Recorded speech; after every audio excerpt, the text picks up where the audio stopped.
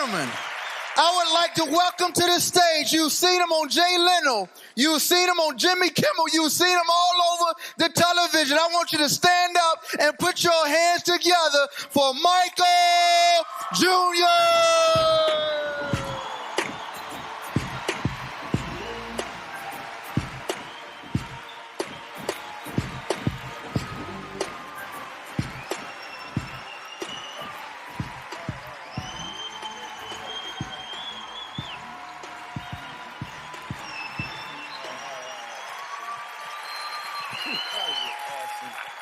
Thank you so much. Well, why y'all stop clapping? I don't understand what this. I'm just So we're gonna have some fun. My name is Michael Jr. I'm gonna do some jokes. But they're not gonna start right away though. I just want to point that out. So, see, for me, comedy is it's like dating somebody that you really, really like, you know. And I don't want to rush this, you know. I used to do that. I used to come up on stage. I would do a joke right away, jump right in, you know, but I got hurt, man, so, you know. And let's be honest, right? I'm sure you've seen a lot of comedians in your day. You know, I know I've had my share of audiences, you know. But it didn't last. So I want this to be different, so. We're doing comedy at a church.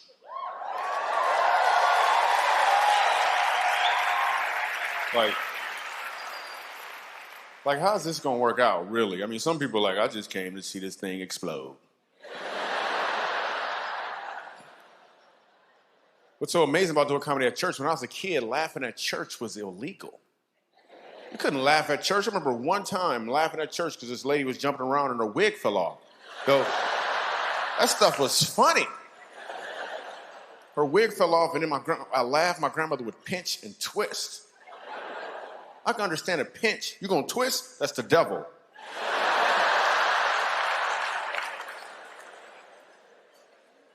Dude on stage is mad at everybody. I can't figure out why he's so angry. 7 years old, I figured out why he was so angry. He was angry because he had some phlegm caught in his throat. So at the end of every sentence, he'd try to get it out. He'd be like, the Lord said, act like you. I'm like, Grandma, he need to gargle, Grandma. I'm 7 years old, man. Church lasts 6 hours, too. Then we go in the basement and eat a sandwich and come back up. I'm like, what was that, a halftime or something? Actually, I'm gonna be real with you. There's enough black people here. It was always chicken. Why we always gotta eat chicken? Every single time. I know, I had to tell them. I'm sorry, we at church, you know? And tuna. At the end of church, they would ask us, they'd always be like, so you wanna go, after this, we all gonna go to the sister church. I don't even like the brother church. One time I get to church, 7 years old, there's a dead body in the front. It's a funeral. Nobody explains that to a 7-year-old Michael Jr. I'm thinking that's how they roll. Like every 3 weeks or so, they bring a dead body in as an example or something. And the dude on stage yell at everybody in the audience like they the ones that did it. I remember asking my grandmother, I'm looking for some explanation. I'm like, Grandma, what happened to the man in the box?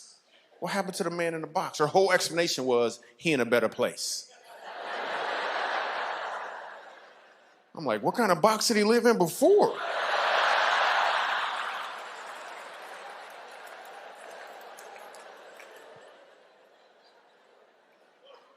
Dude on stage said he went to see the king. That was his whole explanation. He went to see the king. Ha! I don't understand what that meant. They didn't even call the kids choir to sing. I was in the kids choir, not because I wanted to be in the kids choir. I was in the kids choir because I was a kid.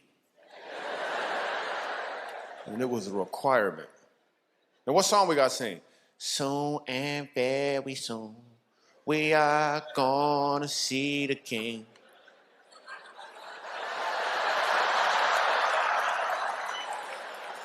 I don't want to see the king.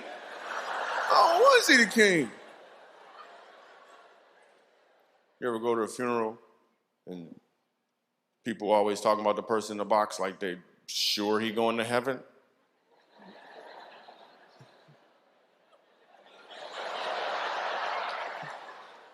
And then they tell you and then the people get up there, they always talking about him. And the last thing you know, like the dude stabbed 3 people and he never prayed one time in his life. And all of a sudden, everybody like he going to heaven. Like, I'm sure Uncle John is looking down at me right now, and he's a little tears going down his eye. I'm like, he probably looking up at you right now. Listen, that's a sweat bead, is what it is. A sweat bead rolling on.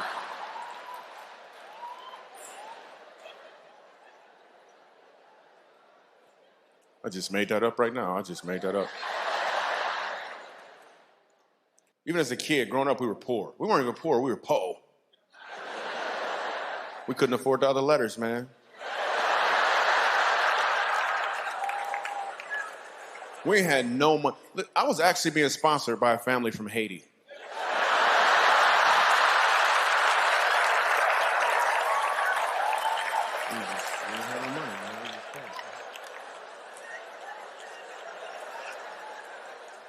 Yeah, that's a funny joke. I see this lady over here struggling. She don't know if she should laugh or not.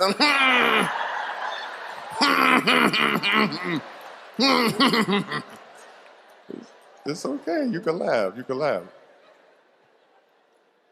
When you're poor, your creativity excels. Like it really, really excels. I remember I wanted an action figure when I was 10 years old. I wanted an action figure so bad. My birthday came along. My dad hands me a box. I open it up. It's empty.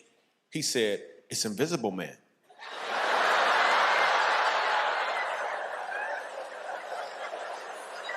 I was like, that is awesome. I played with that thing for like 3 weeks, man. So my brother hid it from me.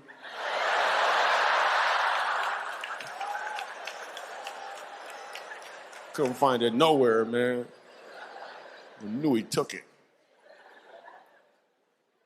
We played games. We just made up games. We played this one game called Talk About You. The instructions were to just talk about you. That's all we did. We talked about each other. My friends would talk about me, but Michael Jr., you got some big feet. And I was good at this game. I was like, oh, yeah? Well, you so dark-skinned. I bet if you ride a motorcycle, you get a ticket for tinted windows.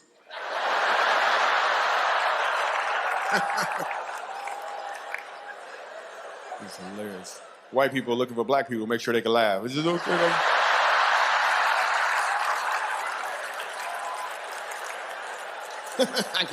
It's okay? You sure? No?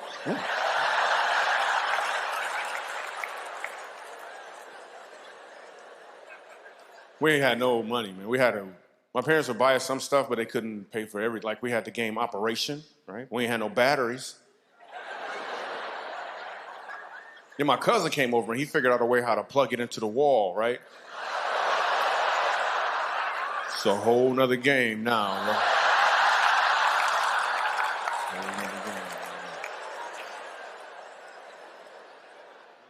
The Operation Roulette is what we called it. It was Operation Roulette. We just played one time. We played one time. I was like, nah, I don't want to play. I don't want to play. He's like, it ain't my turn. Somebody else better go. It ain't my turn. I ain't going.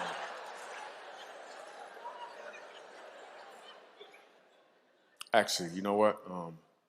I made that up. We weren't poor when I was a kid. I just said that because some jokes are funnier.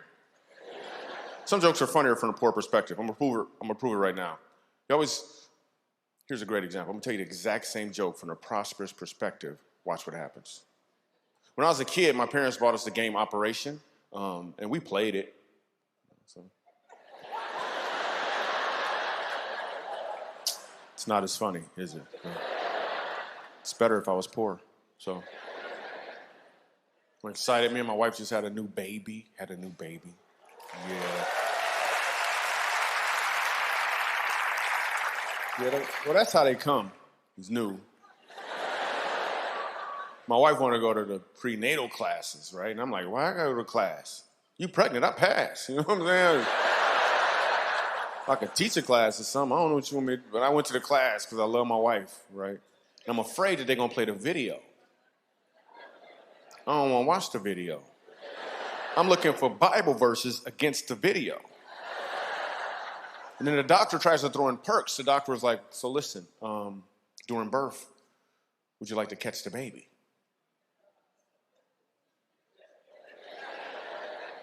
Catch the baby doing what? What are you talking about? I said, no. If you want to, you can catch the baby. I'm like, isn't that your job to catch the baby? Do I get a discount if I catch the baby? What are you going to be doing while I'm catching the baby? You went to school to catch the baby. I do comedy. I shouldn't be catching the baby. Anybody here ever caught the baby before? Anybody ever caught the baby? Anybody dropped the baby? Anybody dropped the baby? I asked that question one time. A lady raised her hand. I'm like, you caught your own baby? What does that look like? Raw. Raw.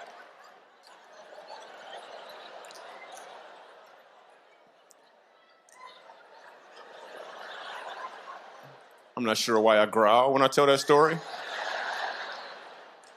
It's weird because I can't even tell the story without growling. I'm going to try it again. Raw. Like it happened every time. I don't understand it. And ultrasounds come in color now.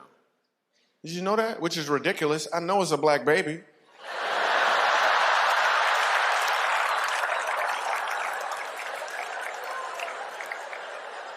It better be a black baby.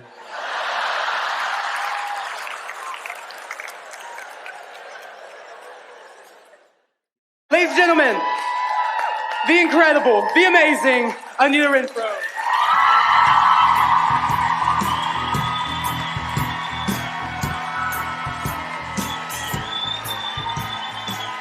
Hey, everybody! Take your seats if you can. Hello, how you doing? Y'all are hot, but not as hot as I'm going to be in 10 minutes. Here we are in my, what I love to call the Pinterest Palace. It's obvious we got a bunch of 20 and 30-somethings running this church. They have the prerequisite palette art. Palettes. I don't know who decided this was a great idea. They're like, hey, let's find the material that is soaked with creosote and chemicals and has a billion splinters. Let's make something out of that. Okay. That's fabulous. And then, of course, in the chevron pattern,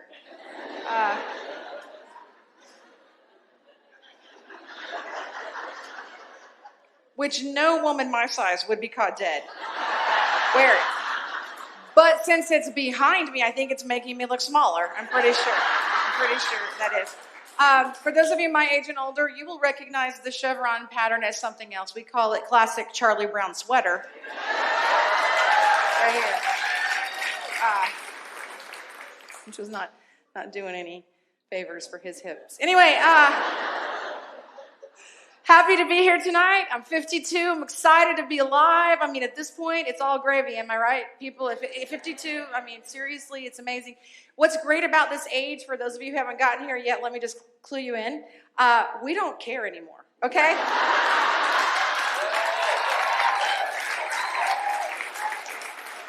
There's just not that much we're upset about. We can't work it up anymore. I mean, we have blown so much emotions over the course of our life. We're like, no, I'm not going to get upset about that. We're not sucking in our stomach for none of y'all. Wear bathrobes. In fact, we'll bling up this general vicinity. We're okay with that.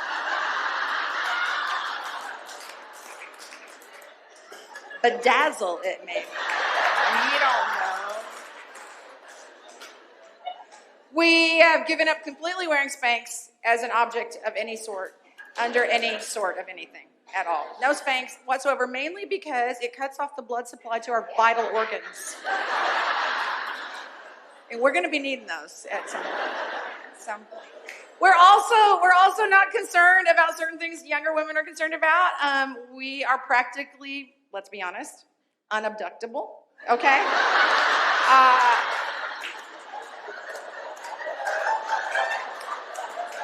Ain't nobody ready for this jelly? Nobody. B, nobody would notice if we were gone. They'd be like, maybe she's at Michael's. I don't know. I don't know where she's gone. I'm 52. I have long hair. Apparently, when you're over a certain age, people start asking you, when are you going to cut your hair? When are you going to cut your hair? I'm like, never, because it hides things. There's all manner of mess going on in this neck area that you don't want to know. It's creating shadow.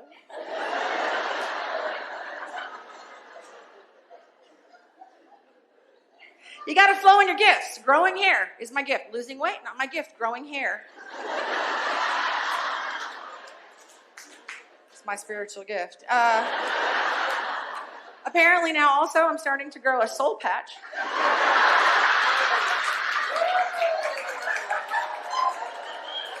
Not as attractive, but I have rebuked it in the name of Nair, and I need it to go away. I'm also able to grow something new. This is relatively new for me. Some of you maybe not so much, but this is a new one for me, very disturbing. Something called skin tags. They sound innocuous enough, right? Skin tags, you know. I don't even know what they're made of. Like your body just had to make so much skin that it's like, wait, we'll make extra. And they pop up like mushrooms after a rain, you know, like, you know how that happens, like one night there's no mushrooms, it rains, woo, next day like a crop. So they come upon you suddenly and you don't really know, they seem like flappy and detachable. They are in fact not detachable. You can pull and pull on those things and you might get them off, but if you do, it will look like a CSI crime scene. In your bathroom, right there. They're apparently attached deep to arteries of some sort. But I've been trying to figure out what they're for, so I like to make up stories if I can't figure it out. I went to Google and couldn't find out why your body grows them, but here's what I think they are. I think they are external storage places for when your brain has run out of gigabytes.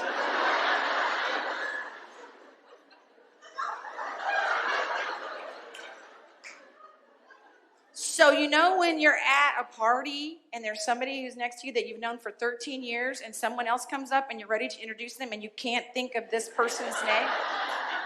You should have kept the skin tag. You don't know who you're erasing when you pull those things off. Sometimes the only way you can see them is in those 10 times magnification mirrors. You know about these ladies? You know about these? Okay, those mirrors are TMI. TM to the I. Too much information. You don't need to know about that. I think after 30, you should never look at a 10 times magnification mirror. I want to talk to the young girls here today because you don't know things about aging that aging girls know, okay? Here's the truth. Aging is all about what lines turn into curves and what curves turn into lines. When you're young, abdomen area, line. When you get old, curve. When you're young, waist area, curve, old, line.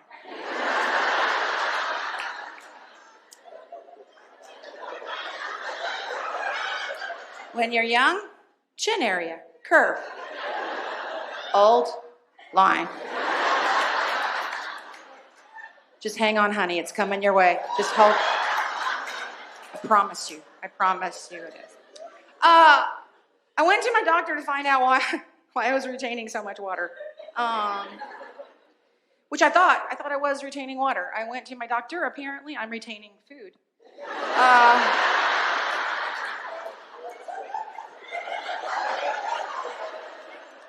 Super disappointing because there's less you can do about that. There's no food tablets they can give you, but. I went in and I'm like, okay, why am I eating less than I've ever eaten and I weigh more than I've ever weighed before? And he's like, well, we need to find out about your BMI. And I'm like, okay, whatever that is. And he handed me a worksheet of algebra from Satan. And he wanted me to do this. Like, I think it's like see if you have early Alzheimer's. I don't know what the test is about. So I'm like, doctor, you don't understand. I don't do math. The slot in my brain where math goes is full of moon pies, and can't get any in there. So he took out his calculator. I don't know how he expected me to do it. The very first question on the sheet is to calculate and convert your height in inches to centimeters. And I thought to myself, how did Canada get into this? I don't know. So then, times the circumference of the sun minus the square root of pi, blah, blah, blah. But the reason I can't do math, it's a real medical condition. I just found out about it. Some of you may have it too, and you just haven't had the diagnosis. But this is real. I get achy and shaky whenever I am faced with any mathematical problems of any sort. It is called fibromyalgia. And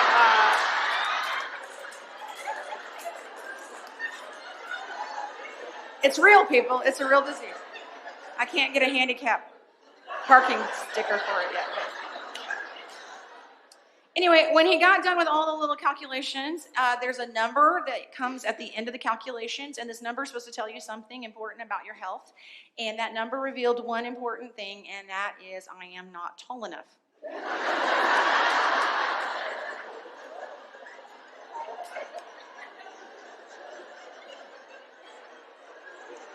Which is why I'm wearing these heels tonight. It's a health thing. Anyway, while I was at the doctor's office, sometimes you look around on the walls and they have diagrams of the human body, sometimes ovaries, whatever. In this doctor's office, he had some health inspirational posters around the walls. And I think they're supposed to inspire you. So I was reading them, wanting to be inspired. And there was a woman with zero body fat, in the mid-stride. She's running. She's enjoying it. I don't understand her at all. But she's just, she's loving life. Her hair's just whipping back in the wind. She has her earbuds on. I'm sure there's some amazing music on. And she's just, making her life better. And she's not sweating at all. And on the bottom third of the poster were these words. And these words were meant, I believe, to inspire me. And they said this: for every mile you run, you add 5 minutes to your life.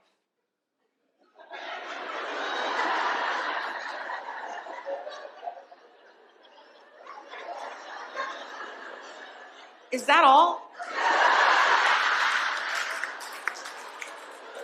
If I was running my fastest from a zombie, it would take me 12 minutes to make a mile. If it takes me 12 to get 5,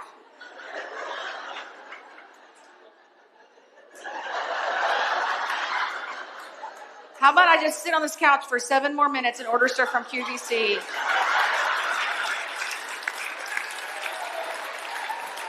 I would be in the air conditioning. Good grief. Thank you.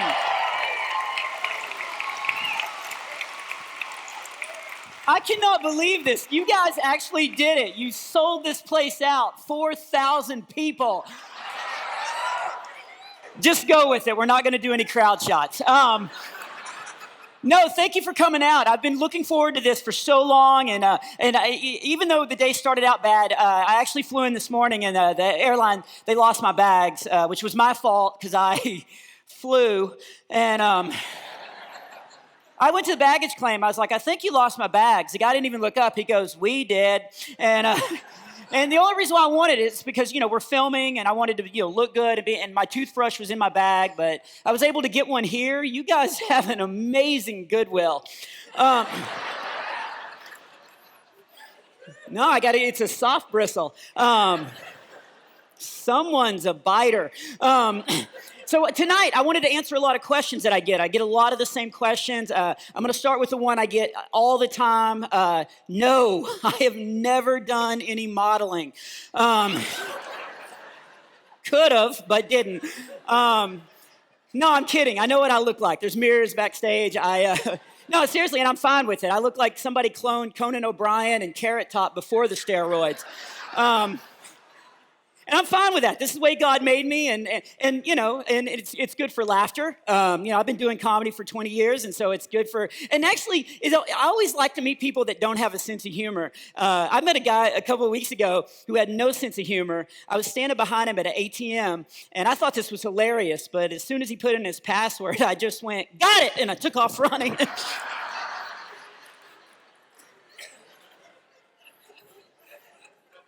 He did not look like a sprinter. And he caught me, and I quickly tried to explain the joke, but evidently you can't have a sense of humor if you're an undercover cop. And by the way, I say that, but I love law enforcement. I really respect those guys. They are amazing, and I'm not just saying that because I parked in handicap.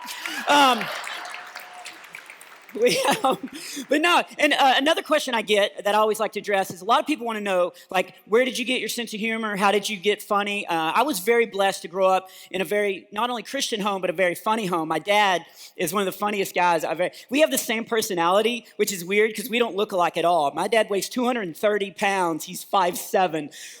Yeah. And he's always been big. I asked my grandmother, I was like, was he ever skinny like me when he was young? And she was like, no. He was born on a Thursday and a Friday. So,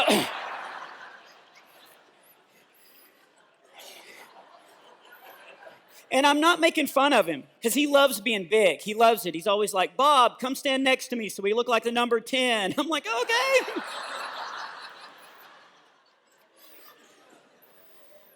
But he's so quick-witted, and I grew up around that, and it was actually, this is a good example. I spent Thanksgiving with him, and I was helping my mom unload stuff out of the attic, and she had found her old ballet box, and she was going through it. She was like, oh, I used to love to wear this tutu, and my dad was like, nowadays it'd have to be a 4-4. And don't go, oh, she's quick too. She used a 4x4. So, but he's very, very funny. Actually, that's a good example. Since I didn't look like him growing up, especially, I went to him my second junior year in high school, and don't judge me. You guys are supposed to be Christians, okay? Like, you're supposed to judge me silently in your mind. So, I went to my dad and I was like, I don't look like you at all. Was I adopted? And he goes, yes. But they brought you back. So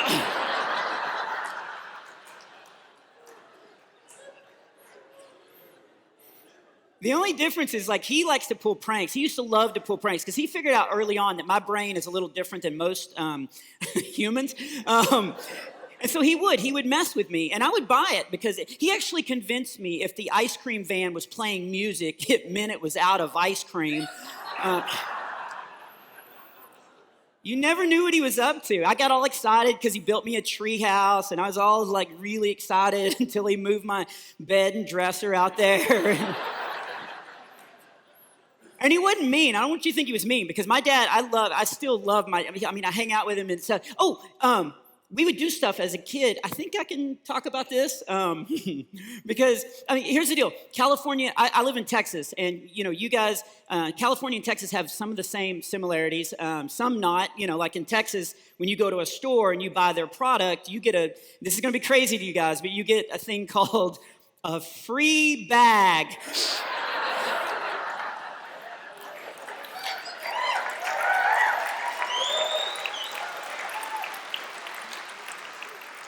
Are you kidding me, California? I went to the store today and I bought some stuff, and I reached back and grabbed a bag, and the lady was there. She was like, can I have a dime? And I was like, are you homeless? What is going on? But here's why I'm kind of pausing during this story, is because when I do comedy, I never want to offend anybody. Like, I want everybody to have a good time, and not everybody agrees on what is offensive and what is not. So there's certain topics I try to stay away, like discipline. Like, I'll never talk about discipline. Like, how do you discipline your kids here? You don't? Okay, wow. That explains how California ended up like this. Okay, so I'm just saying, we don't. Some people are for timeout, some people are for spankings, but that's a hot topic among, and I'll be honest, I don't want to offend anybody, but I'm raising 3 boys, and I spank my kids when they're bad. Yeah, well, okay, all right. I'm glad other people applauded because I just heard you and I thought you were spanking somebody. So it is, and I do it in love too. Plus, I got the James Dobson Strong-Willed Child book, and that helped me so much because it was thick enough that when I spanked them,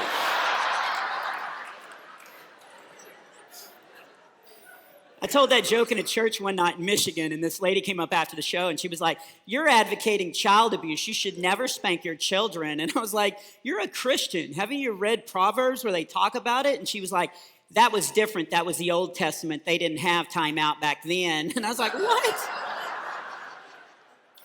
It's like, "Yeah, they did. What was the lion's den, huh?" Like, because spankings worked on me. I grew up in a loving Christian home, but when I was bad, one time one of the worst spankings I ever got was I was down front at church, and my dad was leading singing, and my dad said, "On this next song, let's stand to our feet." And I don't know why I did this, but I was like, "Yeah, everybody stand to your feet." Good thing he said that. I almost stood to my liver. We never sang that song. He shut the book, he walked right down, he picked me up, he carried me like a football outside, and I deserved it. People are going, "Oh, I deserve the spanking," but you are right, it was embarrassing because it was right in front of my children, and Please welcome Nazareth. Thank you. Thank you. Thank you. Thank you so much. Thank you for coming tonight. Wow. Sold out. Thank you, Jesus. Amen.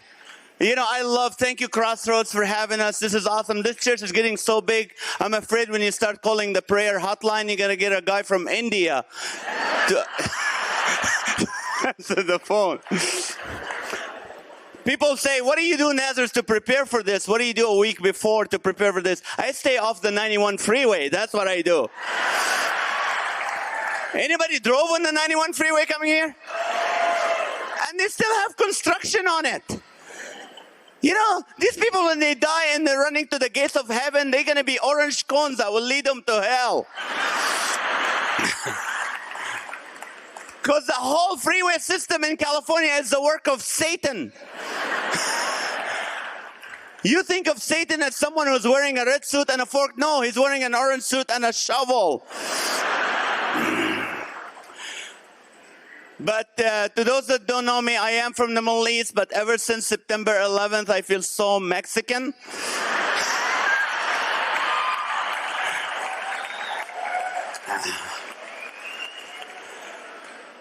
I fly a lot and I always miss my connection flights because I can't run at the airport anymore. If you look like me, don't run anywhere. People will tackle you in the name of freedom. Like when you guys travel, you check the Weather Channel, we check Homeland Security colors. Hey kids, it's orange, we can't take a vacation this year. I feel my job as a Christian is to comfort you on the plane. It doesn't work. How many of you have flown since September 11th? Aren't you glad I was not sitting right next to you on the plane? I don't care how Christian you are, you get nervous at 30,000 feet next to me. I had a priest sitting there, he goes, "You're not Middle Eastern, are you?" I go, "Yes, I am." Because it's your allegiance to this country? I said, "Yeah, I want to die here." No.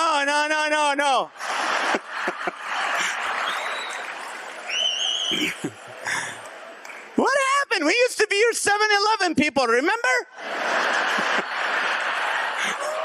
Where did we go wrong? We stayed up all night for you people. The Koreans went to bed at 9. We stayed up all night.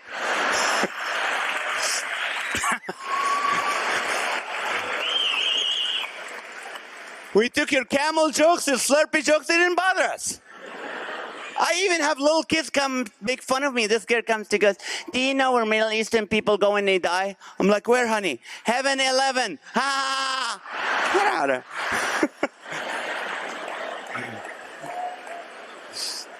I prayed. I said, "Lord Jesus, what do I tell airport security?" And God said, "Celine Dion and Elton John." I go, come again, Lord. I don't speak Hebrew. And God said, when you sing, you don't have an accent. It's true. So now I don't talk to airport security. I sing to them. I look at the officer and go, hello? Is it me you're looking for? I can see it in your eyes. He goes, where are you from, boy? I go, this land is my land. What are you doing here? I believe I can fly. You son, me listen. Feliz Navidad. You know, I tried everything. Nothing works except nobody is scared of a girly tourist. So now I go to the airport, go, hi, who's going to frisk me today? Let him go. Because I fly a lot. I was in Texas the other day. Any Texans in the house? I was in Frisco, Texas, and the cowboys think they can intimidate me. This cowboy comes to me and goes, hey, boy, I know where you're from, so don't be doing anything funny, you know what I mean? Yeah, I know what you mean.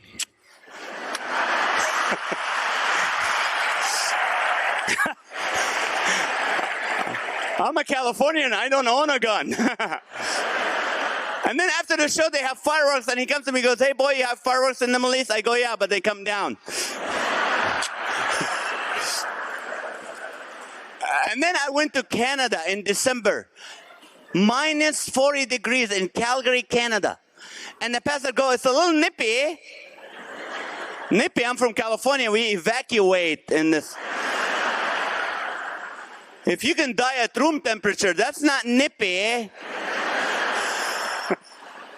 I feel sorry for marriages over there. Can you see the wife going, honey, I don't feel your love.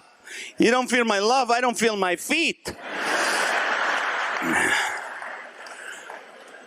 And then I was invited by Ramstein Air Force Base. Where's our military people? Raise your arms. God bless you. Thank you. Thank you. They invited me to Germany on the 10th year of September 11. Me to Germany. I thought they're trying to deport me nicely.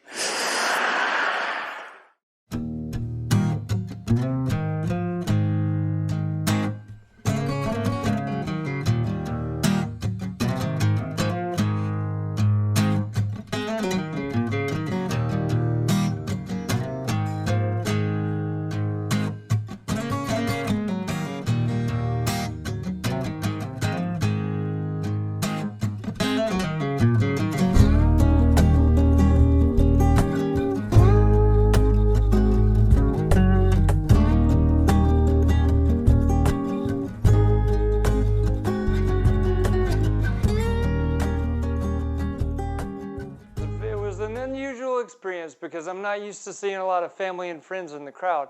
And so here's anything that was not hilarious, I blame it on them. Because I usually, when they're not at shows, it goes great. So when most of this show I felt very pleased with. However, the parts that did not, I feel like I attribute that to my family and friends for having been kind of freaked me out just a little bit. All right, coming to the stage now is a man who you have seen on The Tonight Show with Jimmy Fallon, not once, not twice, but 0 times. Ladies and gentlemen, put your hand together for Mr. Clayburn Cox.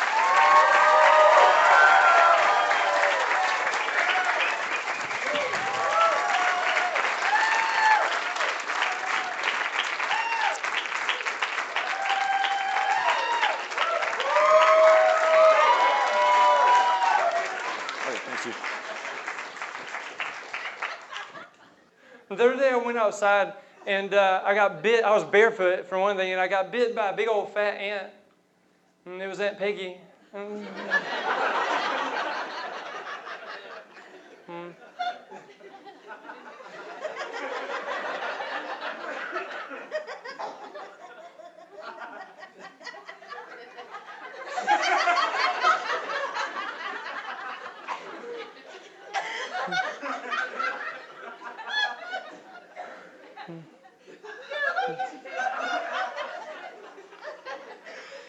We're kind of doing a thing here.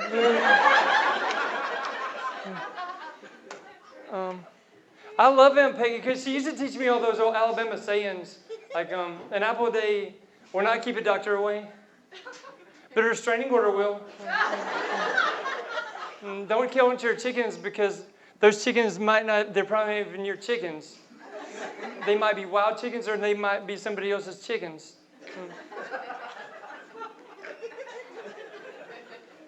If you're illiterate, you have to judge a book by its cover.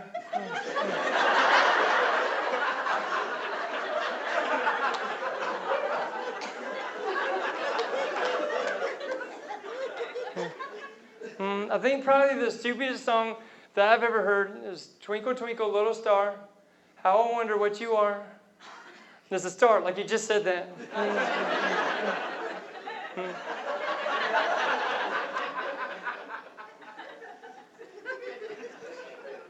I started a hotline for people who struggle with incompletion. Just 1-800.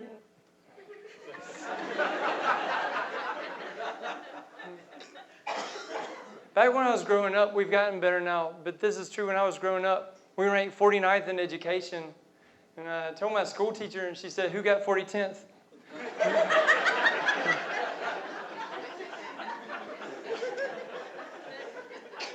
I told that Mississippi they didn't get it.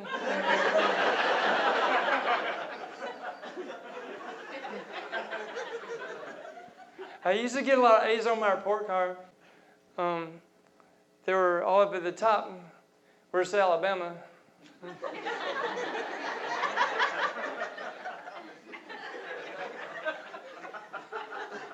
Sometimes I got 5 or 6 because they spelled it wrong.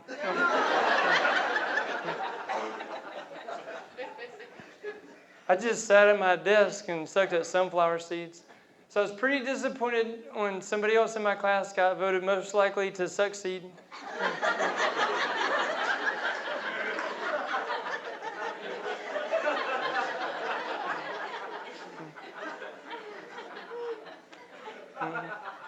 My mom used to send me to therapy every time I ever argued with any of my brothers.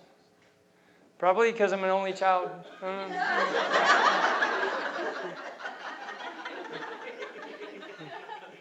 Y'all remember those old commercials for sure deodorant? Y'all remember that? Raise your hand if you're sure. My mom used to buy me perhaps deodorant. Their slogan was perhaps you should keep your arms down. And trust me, the expiration date on the bottom of deodorant is there for a reason. If you eat it after that, you will get sick.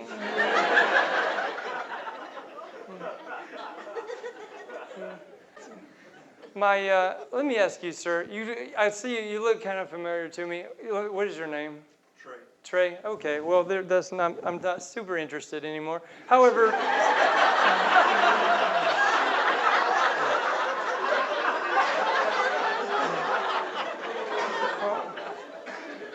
Here's the thing. You look like a guy, one of my old roommates from like back at Auburn. And I just remember one time, okay, we had to share a bathroom. And there was other roommates in there, but I had to share my bathroom with one.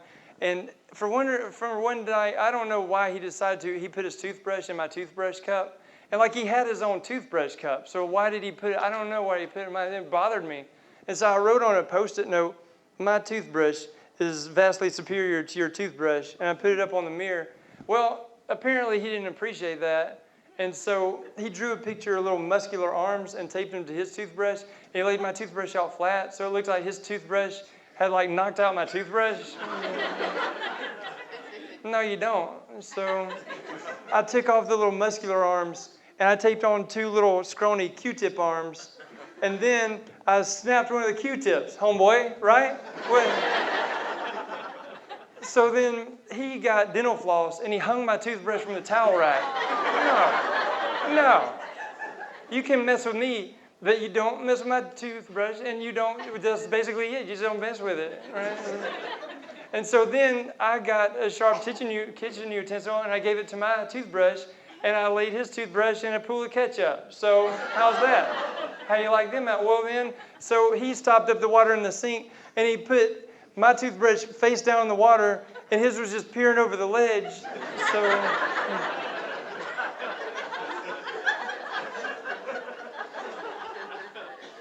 So then I started up a Facebook page for my toothbrush, and I didn't even give his toothbrush any type of social media, so it looked like his toothbrush didn't even have a life.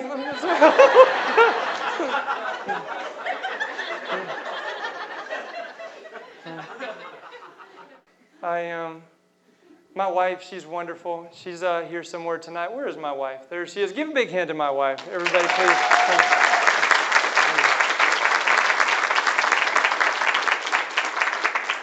My kids are back there. Y'all give a hand to my kids. Everybody, thank you. They're about 10, 12 miles back. They're still at home, so. My wife is great, and I love her so much, but sometimes she asks me weird questions, and I don't know how to deal with them. Like the other night, I'm not making this up, she said, Clayburn, would you still love me if I had a third eye? What?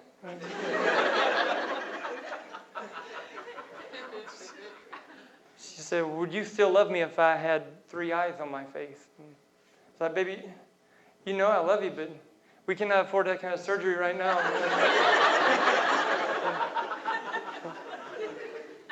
To reinforce how much I love my wife, I decided to write her a little song. Would you mind? I don't have the boombox. Could you just come and hold the mic for me while I do a little song? Thank you. Give a big hand for this gentleman.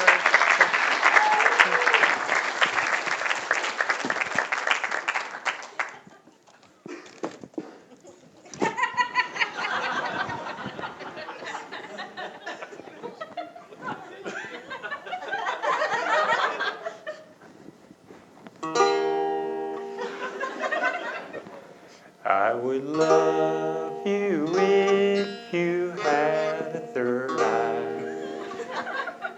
It'd be cool to watch you cry. I'd still think you were beautiful as I stared into your trial. Thank you. Thank you.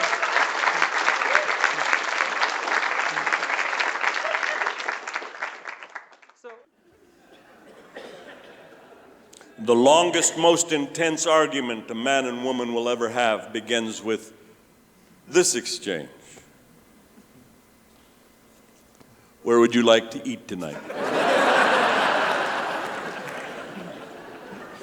This conversation goes the same every time. I don't care. Young men, look at me.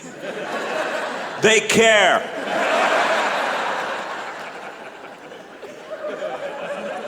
You listening to me? They care. If you don't believe they care, just name a place.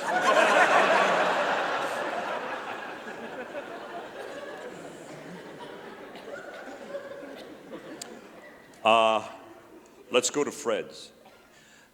I would prefer that we do not go to Fred's. Why do you not want to go to Fred's? Well, you may remember last time we were there, I ordered and the waitress came, and I'm telling you, Ken, she had a tone. She had a what? A tone. There was a tone to her voice. I do not want to go to Fred's. I will not eat at Fred's. Okay, let's go to the barbecue place. No, I do not want to go to the barbecue place.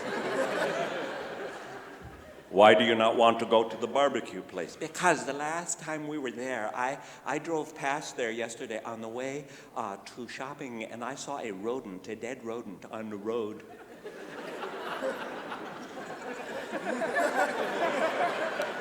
What does that have to do with Fred's? Or the barbecue?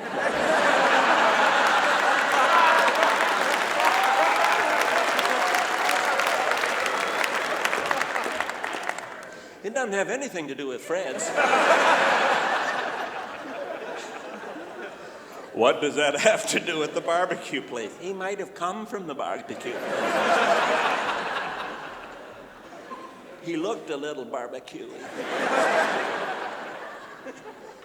Well, where would you like to go? I don't care.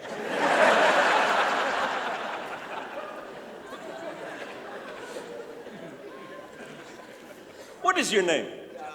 Josh. How old are you, Josh? 17.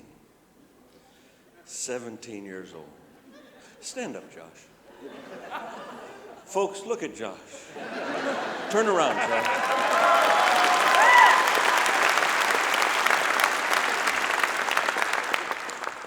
Are you married? Josh, you ever wonder what it's like to be married? Yeah, thank you. Honest. I love honest. You see, I get guys that lie to me. No. I've never thought of it, It really doesn't matter either way because every thought you've had is wrong.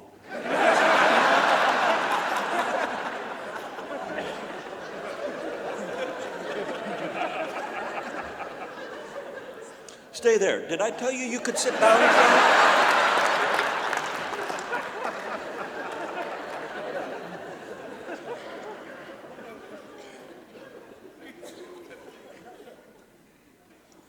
Do you like to sleep, Josh? Forget that. You see, Josh, the Bible says that God made the sun to rule over the day. I'm here to tell you that God made woman to tell you what went wrong while the sun was supposed to be doing its job. She does it at night. You can sit down, son. Someday you will be married. You're a handsome young man. You will be married. Remember this. I may be gone. I may be gone already, but maybe not. If I'm not, email me and tell me, because I'm telling you now it's going to happen. You will be lying in bed. You will be almost asleep, and you will hear this.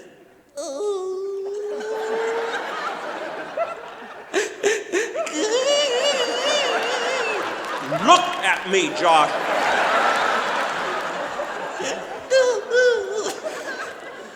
That night is over, Josh. Every man in here will tell you that night is over. There is nothing you can do. What's wrong? Nothing!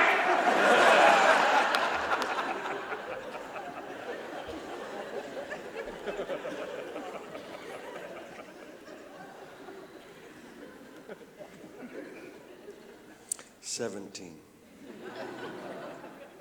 Wow. When I look down and see how young you are and the fact that you have hair, you have your whole life in front of you, I just want to slap you.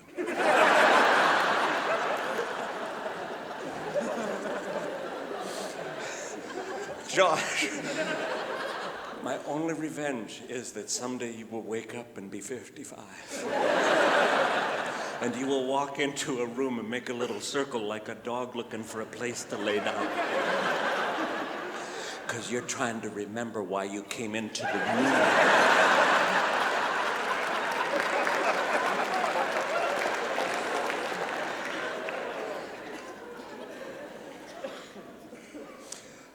You hear that laughter? Old people. Am I wrong? Am I alone here? Do any of you ever leave and come back hoping that will trigger something? Let me see your hands.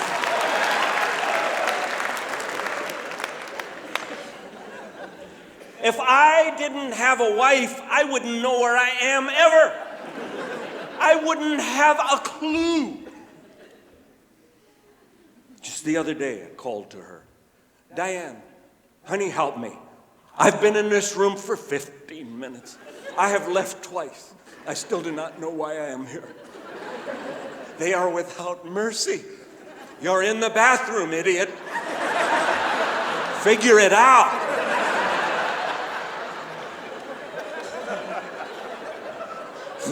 Look at Josh going, didn't you have to go? I tell you something, son. You get my age, you don't go when you have to go. You go when you're supposed to go.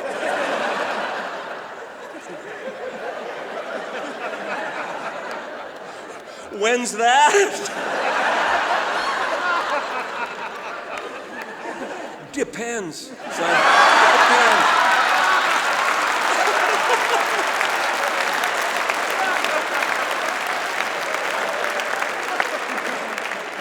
But I'm telling you, son, sleep is over. Sleep will not happen. 43 years of marriage, just a couple of weeks ago. I'm laying in bed. I have reached that point. Do you know that point where you're just going to sleep? That marvelous, that wonderful point where you're going into that point where your body goes.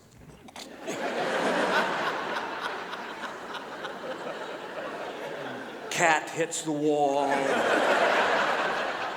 Your wife goes, what?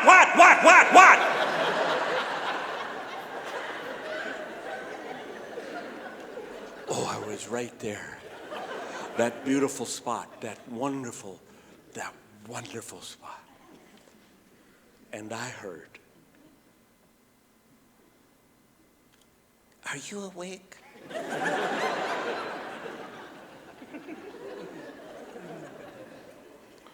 Not anymore. She said, I've been thinking. I said, I've been sleeping.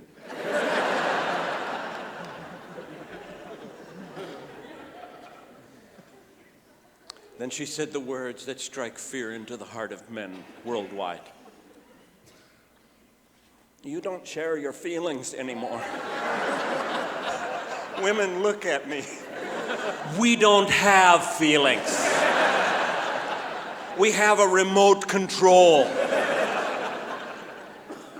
Now, I do not want you to make a mistake here. I do not want you to think that I am in a bad marriage. I am in a marvelous marriage. I love this woman. We laugh together. We have great times together, but our marriage is real. And this is part of the deal. We're different. We communicate differently. I'm sick of people lying about that, and so we have to learn how to do it together. This woman has stayed with me for 43 years. There have been times of my life when I was an absolute idiot. An idiot.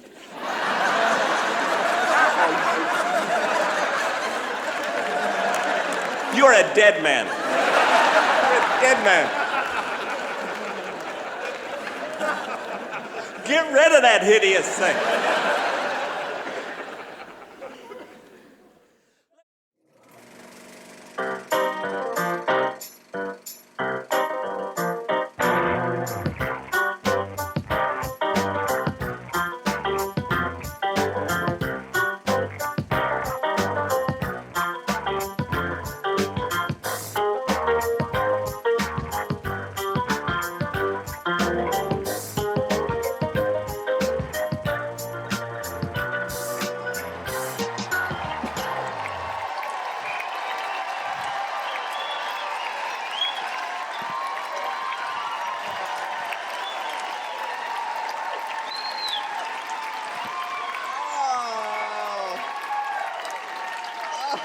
Oh, Little Rock. Oh, if that was only sincere. I've been looking forward to this for a long time, and I will tell you why. I live in Indiana. Really? Okay. And I love being from Indiana, and I think everybody loves their hometown, right? You love where you're from. You love where you're from. You're from Little Rock. You still love it, right? Right? Not so much. Okay. But your hometown is special to you, and I would not leave the Midwest for anything except to move to a town right here in Arkansas that I just found a couple of weeks ago. I would leave for this. The name of the town is spelled F-L-I-P-P-I-N. I should be from there. Because everything at that point would be a joke. Hey, I'm John, and I'm from flippin' Arkansas.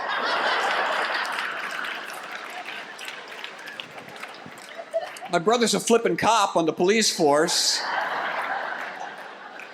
Every Sunday, my family and I are at the Flippin' Church of Christ, front row. Graduated from Flippin' High School, got the Flippin' diploma right on my wall. Go Birds.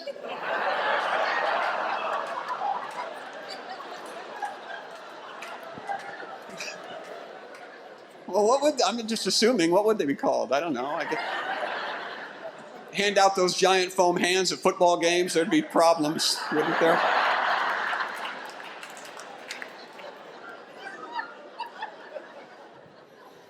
Christian people, we are the ones, we should set the bar, show the rest of the world how to laugh and have a good time. Don't you agree with that? Because everything that happens to us in the scope of eternity is a joke anyway, you know? When we get to heaven, none of this stuff is going to matter. Stuff we get worried about. If you're a doctor down here on earth, there's no sickness, there's no disease in heaven. So, right? If you're a lawyer down here on earth, you probably won't get to heaven. Come on. It's too early to start judging. You know, God made funny stuff everywhere. He built it into creation. Are we supposed to laugh? Yes. He made things to laugh at everywhere. He made West Virginia.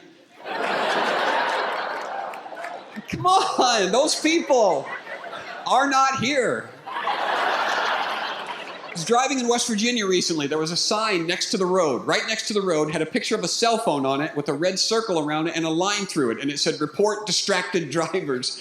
Underneath that, there was a telephone number. Gotta come and get this guy. He's talking on his cell phone. There's two of us. I get this question from Christian people when they do shows in churches. Christian people will ask, do you think God has a sense of humor? What do you think? Do you think God has a sense of humor? Like, he made you, didn't he? Heaven, just all you gotta do is open your eyes, look around. You can tell that God has a sense of humor by the way he made us. I mean, we don't have to be the way we are, but we're hilarious. We sneeze, it's fantastic. I think it falls into like three major categories. There's people like me, and you always know when the sneeze is coming because there's this big buildup, and I'm like...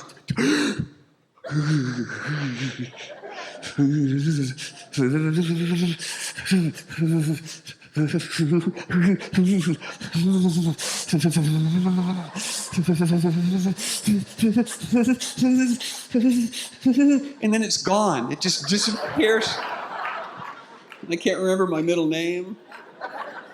But then I've got a friend of mine, and there's no warning when he sneezes. You're in the middle of a conversation, and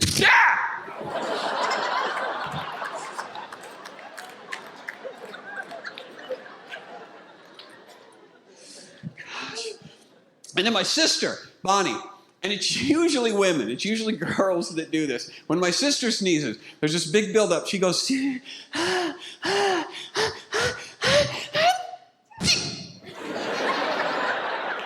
cannot be good for you, ladies.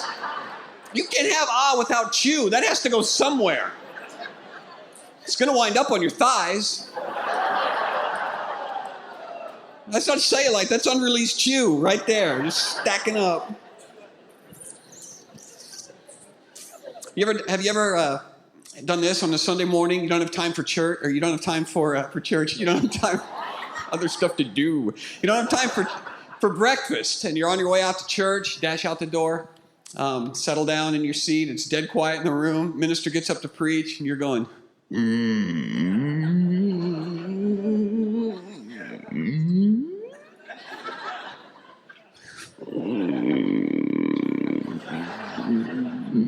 I think that's the Holy Spirit moving.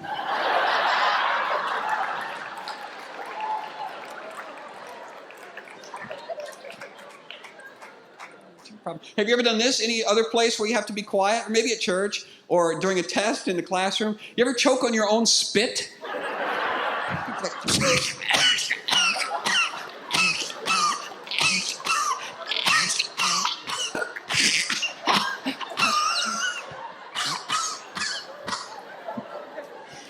Won't come up. I think I had a bone in it. Farts are funny. I know, in every group, somebody goes, no, they're not. And with all due respect, you are wrong. They're proof that God has a sense of humor. They're divinely funny. They're like the perfect universal punchline. They require no setup. You don't have to speak the language. And no matter how many times you've heard it before, you will still laugh.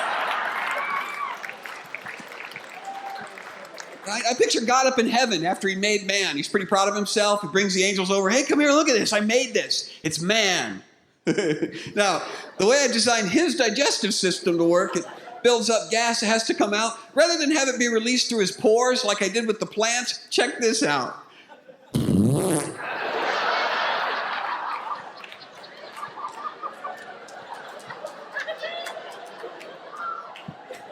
You are hysterical, Lord.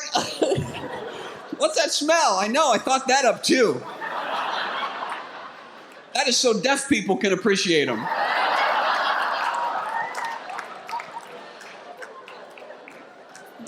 I mean, Jesus went around with 12 fishermen, ladies and gentlemen. You think they were sitting around campfires? Oh, excuse me. No, James and John were called the sons of thunder.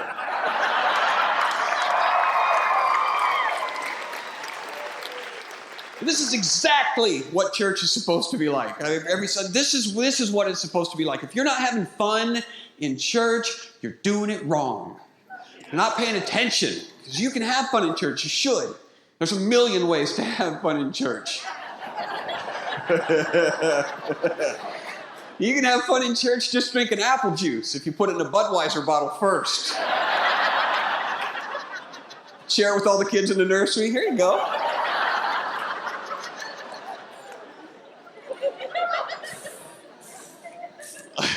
And next time they pass the offering plate down your aisle, take a little squirt of whipped cream and put that in there. You're welcome. And I got this a little while back. This is my favorite thing. It's an electronic cigarette, just a battery. No fire, no smoke, no nicotine, just a vapor. But check this out.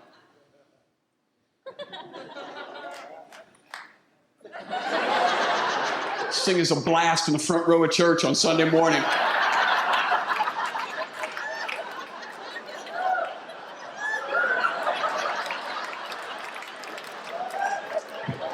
Preach it.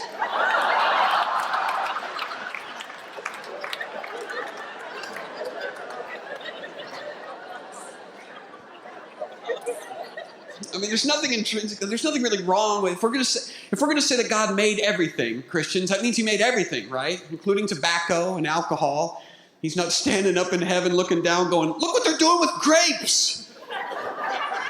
I never saw that coming. You know, people say like cigarettes are like hamsters. They're perfectly harmless until you put one in your mouth and light it on fire.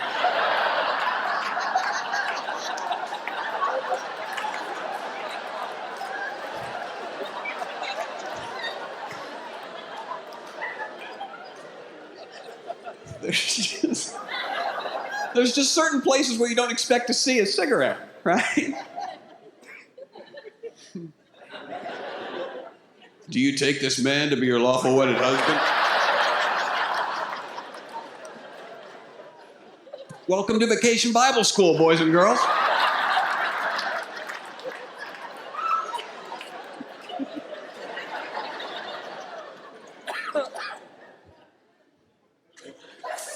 It's a boy.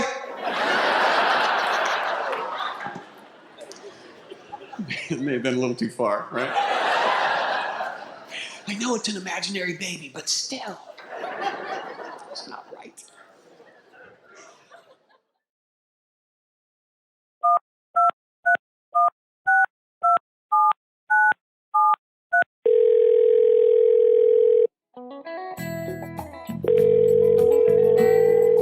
Hello. Hey, Darren, you ready? Are we doing this today? Well, the show is tonight. Oh, well. Look, all I need is for you to read it exactly like it is. It'll take 10 seconds. Just read it. Fine. Your entertainer for tonight is a former high school football coach, a former drama and PE teacher, and a former All-American football player. Please welcome... Hold up. Are you saying you were the school's PE teacher, football coach, and the drama teacher? Like you put on school plays or something? Exactly. That's right. So basically every fall you just acted like a football coach.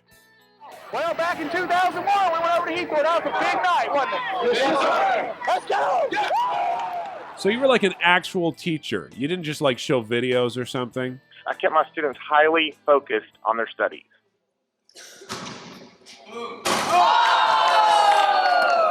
Can you just finish reading this? Your entertainer for tonight was a better trick shot hustler than a PE teacher. Seriously? Your entertainer for tonight was not only a coach, but a former All-American football player. I thought you were just the kicker. I was the kicker and punter. Knowing you, Marty, I bet during tackling drills, you were one of the toughest players on the field. Well, you know. To find.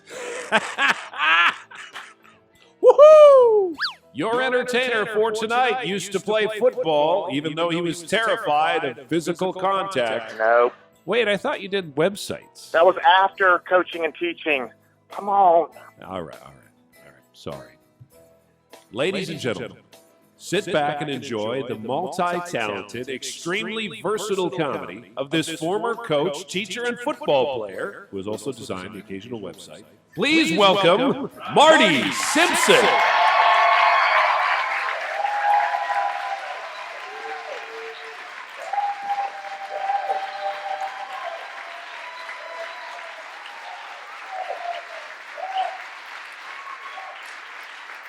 All right, calm down, class. Calm down. I need you to settle down.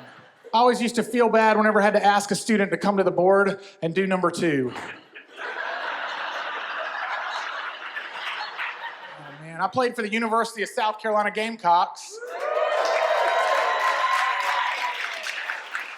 Back in the glory years, I started 44 games for the Gamecocks. We won like 5 of them. We had a sign in the locker room that said, "The best play here." We would hit that sign and then run out. And I was like, man, that is so true. The best play here. Alabama plays here. Florida plays there. That is a good sign. My pastor's like, Marty, why don't you worship Jesus like you worship your Gamecocks? I'm like, Pastor, you did not grow up in Columbia, South Carolina. You do not want us worshiping Jesus like we worship our Gamecocks. Because if the Bible is accurate, then during the Battle of Armageddon, Jesus is going to be losing that battle for a little while.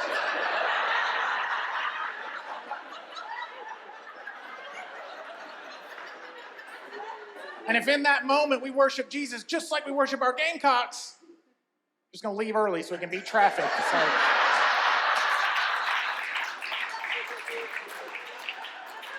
Then we're going to badmouth his plan for the Battle of Armageddon the whole week. Post about him in message boards, tweet bad things about him. It's not a good idea. I was the head football coach for 9 years at a private Christian evangelical school. And how are you successful as the football coach at a private Christian school? What do you say to those kids at halftime to fire them up? You boys need to get back out there and turn the other cheek. We were a Protestant school, not a Catholic school, so they wouldn't let me run a Hail Mary. I had to run a Bless Billy Graham. I couldn't get my kids to fake a handoff because they're like, Coach, my dad said that's lying. I'm like, Jackson, get in there and run a fake. He's like, no, sir, I don't want to burn. So I had to recruit a couple of athletic heathens in my school so I could run some trick plays. Thompson, have you accepted the Lord Jesus Christ into your heart? Do you know if you died tonight, Thompson, that you would go to heaven? No, sir. Awesome. Get in there and run 72 sucker pass.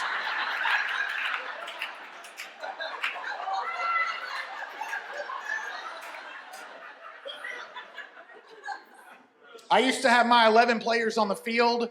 When a player got injured on the other team and the injury card came out, my 11 on the field would take their helmet off and hit a knee and pray for that injured player on the other team. Because we as a Christian school wanted to show that other school that we were willing to pretend like we cared about them.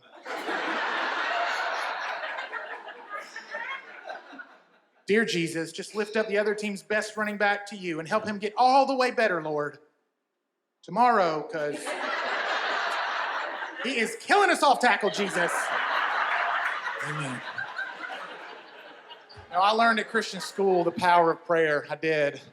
And it's really more accurate to say that I learned the power of the phrase, let's pray. That's a powerful phrase that can get you out of just about anything. Like I come in at halftime, we're losing like 14-0. My strength coordinator is laying into these kids, losing his salvation. Parents are gathered around looking at him like, what are we paying tuition at this Christian school for? And I'm the head coach, and I come in and be like, let's pray. I'm passing back a test in drama that everybody's failed because all we did was watch a video. Let's pray.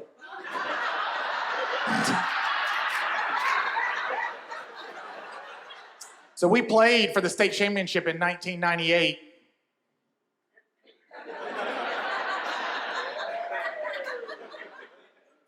And that was the biggest thing my school had ever accomplished, so they put a banner in it to remind me of it every day that I worked there that we didn't win. So we lost the state championship, and we had 600 kids gathered around from the school, cheerleaders, players, and we were all huddled around Coach Simpson for the post-game speech. And you know what? Tonight is a huge night in our program's history, and I want to claim tonight this state championship loss. And I want to name it. And I want every single person here to hear what we name tonight. And the name of tonight will be the beginning. And everybody was like, oh, the beginning. The beginning. And cheerleaders were crying. Steam was coming out of the pads of the seniors. Grown men had tears in their eyes. The beginning was awesome. What happened? We had a losing season, then I quit the next year. But man, that was a great speech. I've lost 25 pounds since Christmas. I've gained 18, so it's like net 7. So. Now, I just turned 40 this past year, and your body changes the minute you turn 40 years old. Am I right? I separated my shoulder on my 40th birthday, walked around the entire day in a shoulder sling. Everybody was like, Marty, how'd you separate your shoulder? And I was like, tucking in my shirt.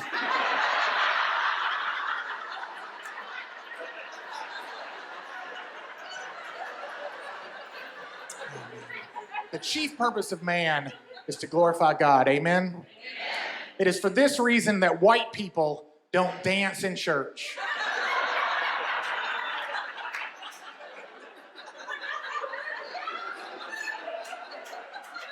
What is glorifying God about a room full of white people?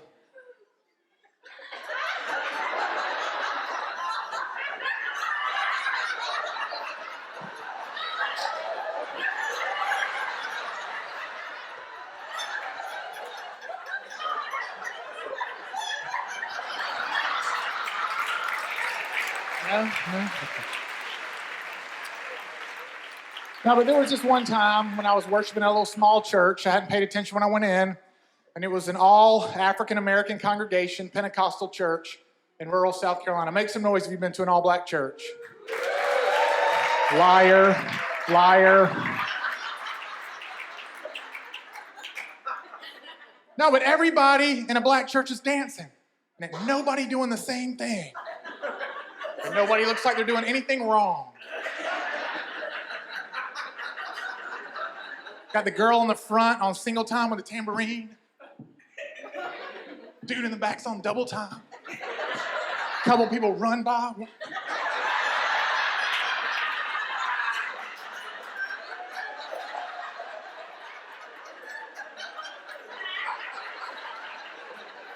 I'm like, Pastor, I need somebody dancing on the beat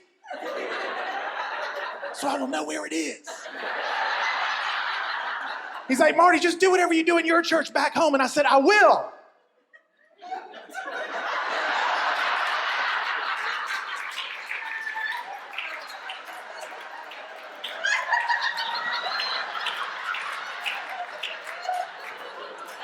Oh man, I don't know what it is about me. I've just always gotten along with African American people. Yeah, black people, make some noise. Where are you at? I shot a television show for BET. Black people can't answer. White people, what channel is BET on DirecTV? Yeah, whatever. But you know what the producer of the show said to me? Marty, you know what we love about you, dog? You don't even care that you're not cool.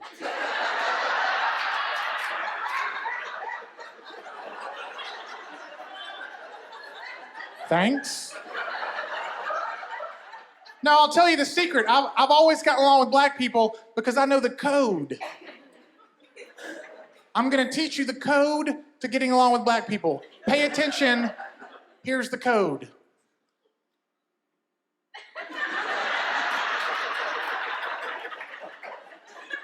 No, that's it, ma'am. That's the entire code. That's all you need to know. Because sometimes when I'm doing comedy and I'm in an all African-American church and I'm the paid performer to be there, I'm leaning against the back and they don't know that I'm the comedian, and an usher will come up to me. Not Usher, but an usher.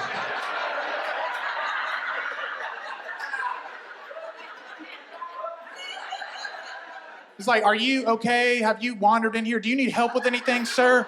And I'm just like, boom. And he's like, all right, you're straight.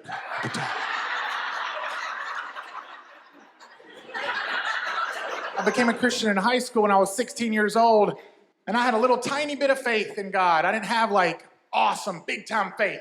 Like Isaiah chapter 20 talks about the prophet Isaiah has huge amount of faith because God told Isaiah to walk the earth naked for 3 years. Look it up. Isaiah chapter 20. The most Googled verse tonight in our city will be Isaiah chapter 20. But it says that God told Isaiah to walk the earth naked for 3 years, and here's how much faith Isaiah had. He did it! Which I think explains the credibility issue Isaiah had with the Old Testament Jews. Like, people were supposed to believe his prophecies, but Jewish people didn't believe them because little kids would come in the house and be like, Mama, the Messiah's coming, the Messiah's coming. Who told you that? Isaiah told me that. Naked Isaiah tell you that?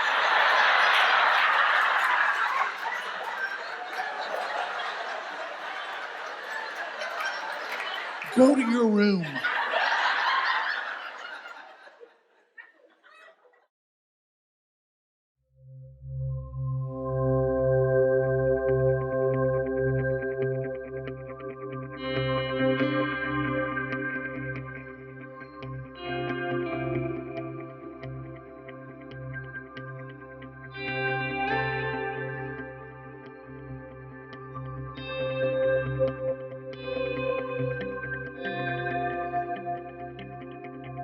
Ladies and gentlemen, Jonnie W.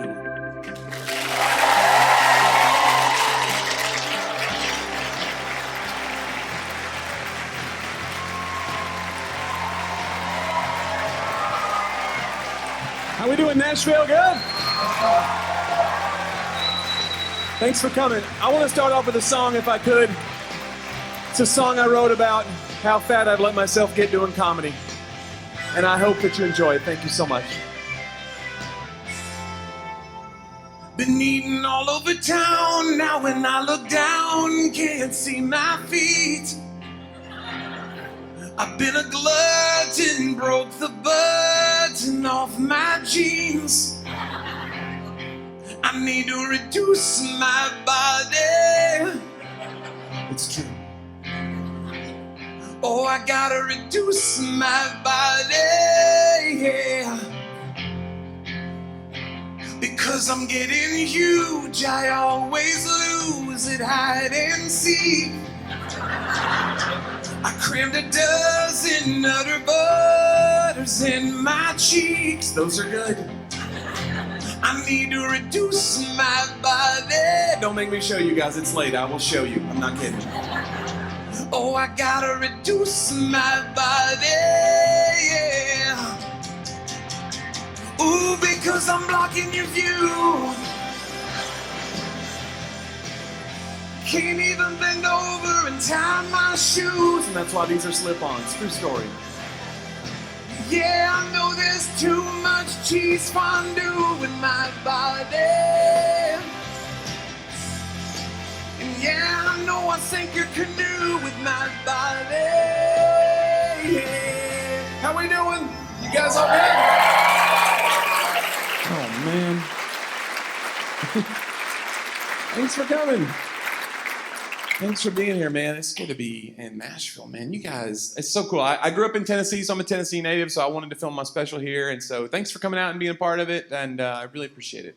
I go north a lot now, and so it's a different vibe. You know, I was in the Northeast. I was up in, Connecticut and New Hampshire, and I was in Boston. There's a different sensibility to people that live in the Northeast. What is it? I can't put my finger on it. Hatred. It is hatred. So it's good to be here. And when I go to Wisconsin, I notice that they think they don't have an accent, and they think that my accent is adorable. And I think that's interesting because they're like, your accent is precious. It's so nice. Where are you from? I'm from Tennessee. Do you date your sister? I'm like, no, we broke up. First of all, I'm kidding around, you guys. We're still together. You make it work in Tennessee. You stay together. That's right. I like that no matter where you're from, there's an area more backwards than you that you can point to. Isn't that fun? It's a defense mechanism. We need it in Tennessee, to be honest. We're near the bottom in education. Let's own that, guys. But we're always like, yeah, we're bad, but what about those slack-jawed yokels in Alabama? Good grief, those people are the worst. Alabama people are like, yeah, but come on, Mississippi, they can barely read.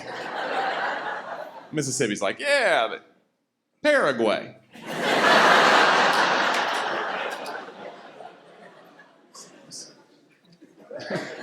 I love being a comedian. My favorite thing about being a comedian by far is the travel. I love getting to travel and meet new people. It's amazing. My wife and I get to go together sometimes. We went to Iowa a few months ago. Anybody ever been? If you ever get a chance to go to Iowa, guys, go ahead and skip it. Here's the thing. There's no reason to go. It's like a corn maze from which there's no escape. It's a weird place. And we were driving through and we see a funeral home in Iowa, and the funeral home sign says this: now offering double-decker grave plots. I was like, you pull this car over right now. I got questions. We get out. The guy was digging the hole. I was like, perfect. What do you mean double-decker? What are you doing? He goes, well, we go 10 feet down. Stage is 6. We go 10 feet. Then we put the first person in. Then we put 4 feet of dirt. And then I guess they wait.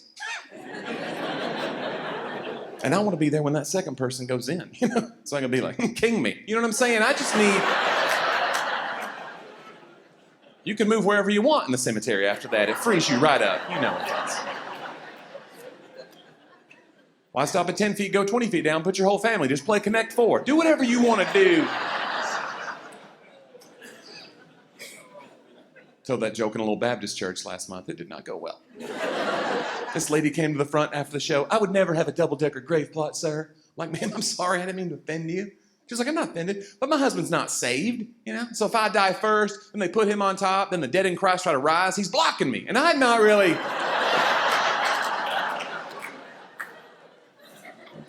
That's just physics, really. That's all. One thing I don't like about being a comedian, there's only one small thing I don't like about being a comedian, and that is when somebody sees me on the poster before the show, because nobody knows who I am, that's fine. But they see me on the poster and they're like, oh, there he is. And they walk over to me, hey, you're the comedian, aren't you? I'm like, yeah, I'm the comedian. They're like, tell me a joke.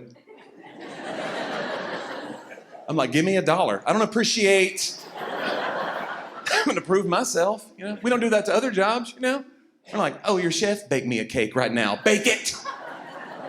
Oh, you're a pharmacist? Sell me some drugs. Sell me drugs right now. Oh, you're from Colorado? Sell me some drugs. Sell me. We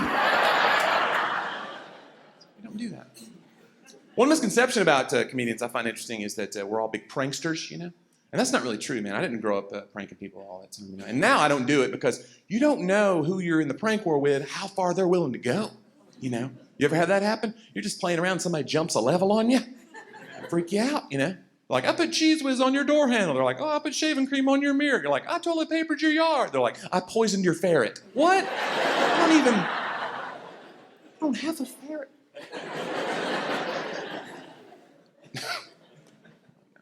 I've had other jobs that I didn't like as much. We'll say that. So I know what it's like to have a regular job, and I'm not good at it. I've decided I'm not going to do that anymore. I was at Home Depot for a few years. Anybody do that? Home Depot or Lowe's, one of those kind of places, where you're wearing your apron Got your little apron on? Little Sharpie name on there? I don't know what it said, but all it said was, come ask me, I know. Because that's what happened every day. And I was like, look, I don't know any more than you do, sir. Okay? I am sorry to let you down. But people would, every day that I was there for 2.5 years, people come up, they'd be holding some kind of part, like a bolt or a piece of wire, some kind of a pipe. I don't know what it is. Every day. Hey, where would a man find one of these?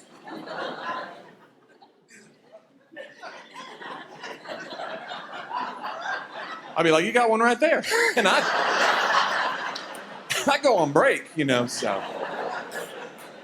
But it's weird, but I was painfully shy as a kid. I remember in third grade, we moved around a lot as a kid. And so, I'm Jonnie W, by the way, because my last name is hard to pronounce. And I just have had it butchered my whole life. So I decided to shorten it. When I started doing comedy, it's going to go with W. My last name is Wethington. And it seems easy enough, Wethington. But I get Washington and Wellington and Liechtenstein. The worst was third grade, though. I'm in a new school. The teachers call and roll. You know how this goes, man. If you got a hard to pronounce name, you know my pain.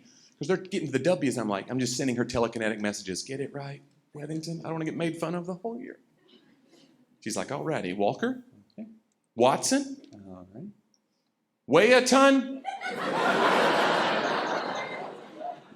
Weigh a ton? I'm in the back. Can I just head home now and develop an eating disorder? Thank you so much. I really appreciate this. But I was painfully shy in school, so got through third grade. Then I get to fourth grade in school. Oh my gosh, that was a good year because I realized then I had a gift.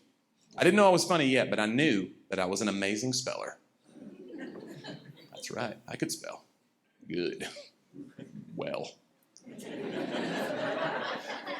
And I knew that this gift was going to lead to popularity and girls. It did not. But I made it to the state finals of my spelling bee at my school. I was going to represent my school. Pretty neat, But I'm the awkward kid, man. I'm having nightmares the whole time, The night before the big spelling bee, the worst nightmare I've ever had happens. I'm in a room like this, in my nightmare. You've seen these on TV. These kids are sweating through their clothes. The spotlight's on me in my dream, And the moderator gives my word. It's like the voice of God. This is how it went. Sarcophagus. Can you repeat the word, please? Sarcophagus. Oh, I do not know that one. Can I have the language of origin, please? The origin is Latin. That does not help me at all. Can you use it in a sentence, please? Sure. The word I want you to spell is sarcophagus.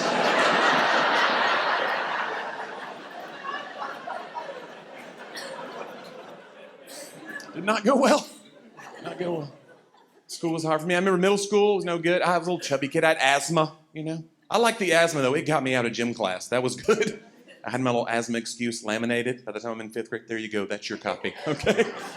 Yeah, all right. Save that for your... I'm going to have a seat back here. Yeah. Oh, we're climbing the big rope today. I don't think so. I will not be getting friction burns on my crotch. I'm going to have a seat and wheeze to myself. But then 9th grade came in. It was a different dude. The high school coach, man, he wasn't having it. Gym teacher, he was like, what is this? Asthma. I can cure asthma. You can what? You guys, his cure for asthma, he made me run what's called suicides. Do you guys know what that is? It's like a horrifying series of wind sprints. Suicides. I don't know who named that, but let me tell you something. If you make a little fat kid run back and forth until he dies, that is homicide. That is not... They will prosecute you. I'm almost positive. But gym classes, man, it's just hard. It's awkward anyway, being a kid. Well, nobody's cool. That's the thing. When you're a kid, you just think there's certain cool kids that get it. But man, you grow up, you realize nobody's cool, and it's all right. Nobody's cool. I had a moment in 8th grade that I realized that, man. It was my favorite awkward moment ever that a kid can experience is when everybody's sharing a story around the table, like a common experience. Oh yeah, my dad does that. When your mom does this. And then you share a story, and then you realize, this is only me. And that's what happened, My buddy, his mom had packed his lunch, some fruit, it's like a fruit tray. My buddy Timmy in 8th grade. So he's eating the fruit. And I noticed he's not eating any of the apples. And I'm like, you don't want the apples? I'll eat the apples. He's like, yeah, I don't really like spicy food.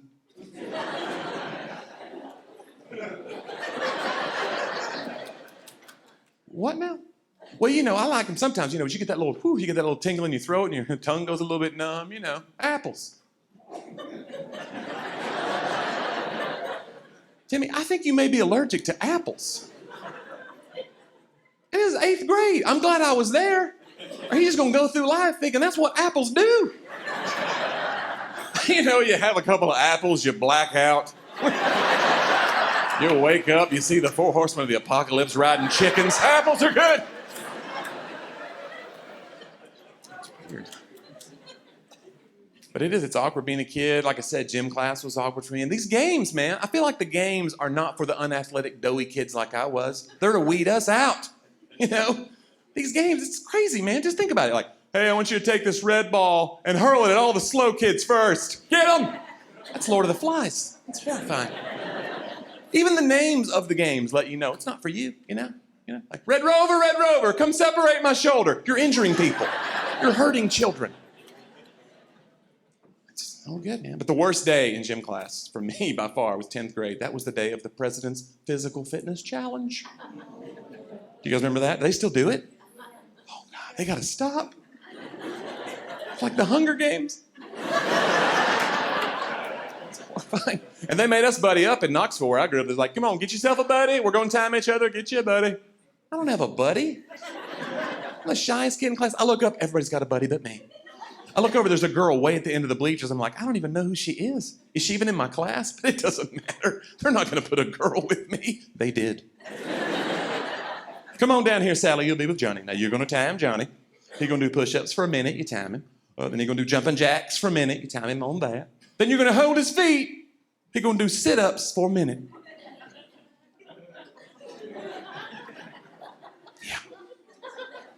Yeah, that turned pretty quickly into a game of how many times can Jonnie fart into the face of a stranger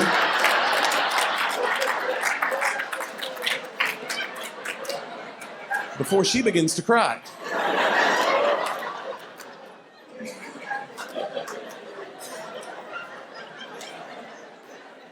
And the answer is 17. 17 times is the number of times.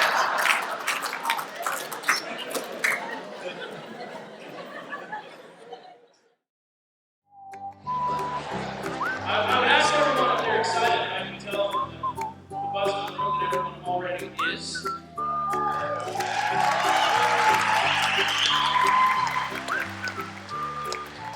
So, ladies and gentlemen, let's give a big round of applause and a big welcome to Kenn Kington.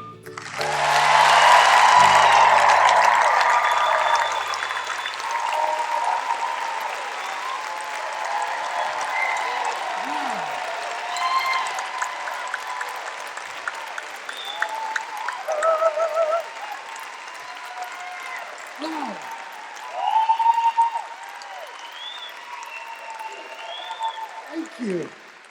They say to quit on a high note. Thank you, good night. You guys are incredible. Thank you for being here. I am just so blessed and humbled and honored. And can I just say this? I love women. I just love women. Yes. I got half of you. All right, that's awesome. Women, they're like people, but nicer. It's incredible, and I love women so much. I married one. I love my wife. She's awesome, and God loves women more than men. I'm convinced of this. I am. He just does. I mean, how else can you explain hair? Really? My wife's hair is everywhere. Everywhere. She's got a brush this big, and it's everywhere. And yet she's got a full head of it. Mine's going away. I can't find it anywhere. And if you had this experience, I go to take a shower. I just go to turn it on, and I look at the drain. It's like, whoa, wow. Is that a hamster? What is that? Wow. And she tried to encourage me, though. My wife said the other day, she goes, oh, I love your new haircut. And I'm like, thanks. She goes, oh, it's like a faux hawk. I said, I don't have a faux hawk. And then I looked in the mirror, and I'm like, that looks like a faux hawk. And I'm telling you, I don't think it's a faux hawk. I just think the hair that's remaining is just going, stay together. Stay together. We got a better chance. And you know what I need more than anything in life is I need perspective. I just need perspective. And I got to tell you, I love older people too. I love women and older people, and older women are twice as great. And I just love older women. I love older men. I had a guy to show last year, 103 years old. And I said, bring him backstage. I want to meet this guy. And he came back. I said, dude, 103, that is awesome. You're amazing. That's amazing. I said, 103, what's the best part of being 103? And he goes, that's easy. And I said, really? And he goes, yeah, no peer pressure.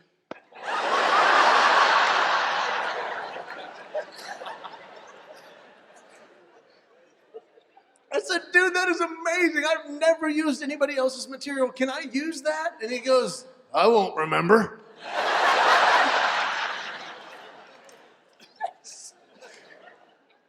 I want that perspective that older people have, and I love that they have it in every situation. I was at a corporate event, president of the company. I said, how are you doing? She goes, well, I'm doing better. I said, why better? She goes, well, my dad passed on. I'm like, I'm so sorry. She goes, no, I just need a good laugh. It wasn't unsuspected. He said, we knew it was coming, but it's just that adjustment. I'm like, that's great. I said, I'll pray for you. I encourage her. And her son-in-law came up and she tell you about Papa? I said, yeah. He said, she tell you about the hospital? I said, no. He says, Ken, it's the weirdest thing I've ever seen. He said, we went in the hospital room. Papa was sitting there in a corner with his oxygen mask on. Head, eyes closed. Just.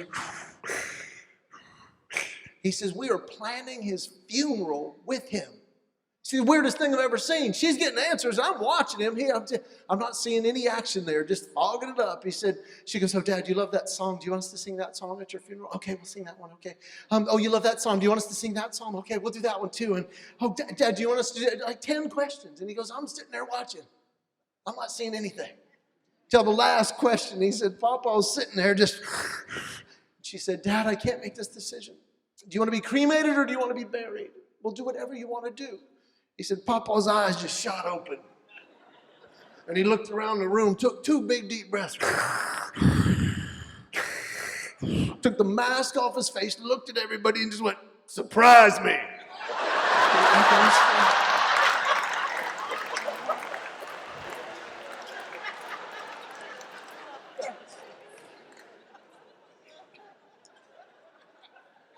Process of getting older is not fun, though, is it? No, it's not. My wife the other, she's a couple years younger than me. She's just like, oh my goodness, she woke up in the morning. Oh my goodness, my back. My back, it hurts. I'm like, yeah, I've had that. She goes, no, I don't think you understand. I didn't do anything. And my back hurts. I said, no, I've had that issue. She goes, I was just sleeping. I said, I know. I asked the doctor. I asked the doctor about it. She goes, what did he say? And my wife's a little bit of a hypochondriac. And I said, well, he told me it was the early stages of OLD.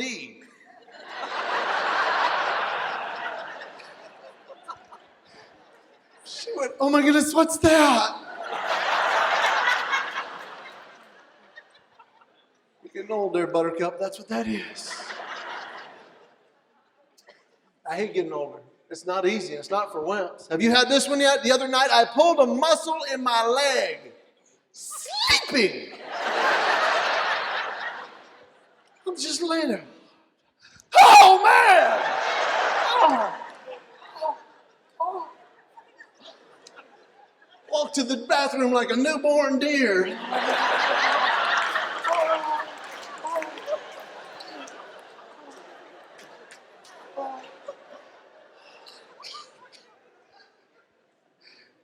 Guy comes up to me after the show, some 20-something punk kid.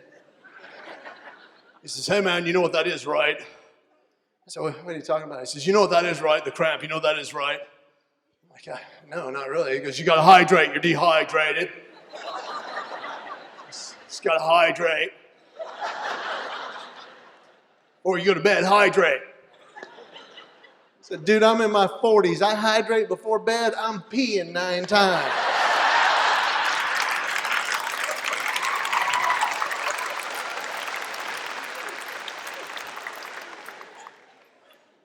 Depends or cramps. Sticking with the cramps for now. Some push-ups or something. Getting old's not easy, but I gotta tell you, and a marriage is wonderful. I love being married. It's not easy. It's not easy, but it's worth it. Anybody, any newlyweds here tonight? Any newlyweds? Married less than a year? Anybody? Oh, that's awesome. That's awesome. You should be proud of that. I love being around newlyweds. They're just, oh, I love you so much, I love you so much. No, I love you more. I love you more. Just, when you're gone, I can't breathe. It's just like, my heart's gone. It's like he's going to work. He's coming home, all right? It's okay. It's all right. And then you go to this day, we're in the stage now where it's like we're seeing the differences, and that little 5% that's different can drive you crazy. I'm OCD. My wife's like, you are so OCD. OCD. And I am. My clothes are all in the right order and different colors, and I can't go by the sink where there's a dish. Oh, the dish, I gotta wash the dish. And there's some good side effects. Ladies, I wash the dishes at my house. Okay? Yeah, I know.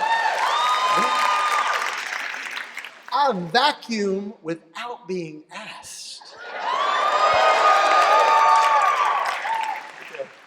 So try to contain yourself, because I wash and soften and dry and fold and iron all the laundry at my house.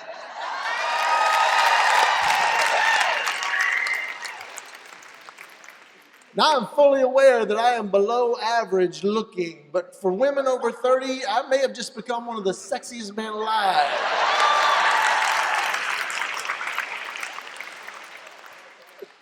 I did that at a show a couple weeks ago. Women were throwing clothes on the stage.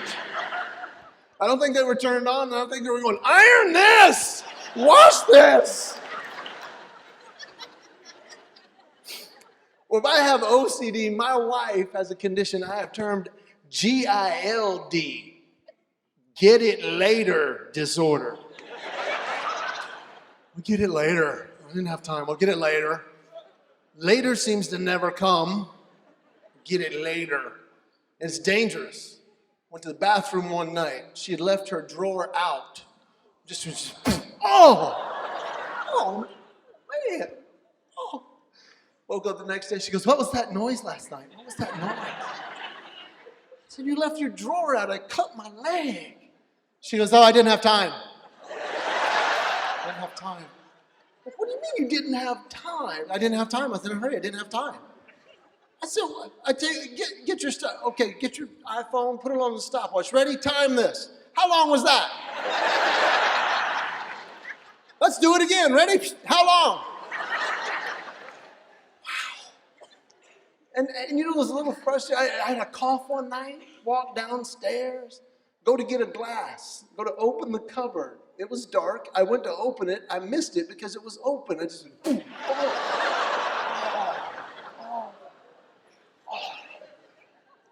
Wake up the next morning in a pool of blood on my pillow. She said, what happened to you? I said, you left the cupboard door. I didn't have time. I didn't even get to finish. You didn't leave the cupboard. Oh. And it can be so easy to get frustrated with those little pieces, but I don't, because that's 95% of the time. She's incredible. I love the little pieces God has blessed me with. My wife has a condition. 4.0 student, language arts teacher, and yet she will mix up words all the time. And it's just entertaining. We're having a disagreement. In the middle of this disagreement, we don't fight really hard anymore. It's just disagreement. She goes, okay, listen. You say potato, I say tomato. It's the same thing.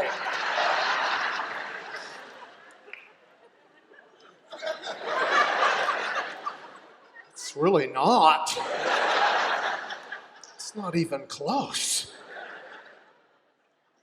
And then there's times I don't even know what she's talking about. She goes, I'm just telling you, that just broke the last straw.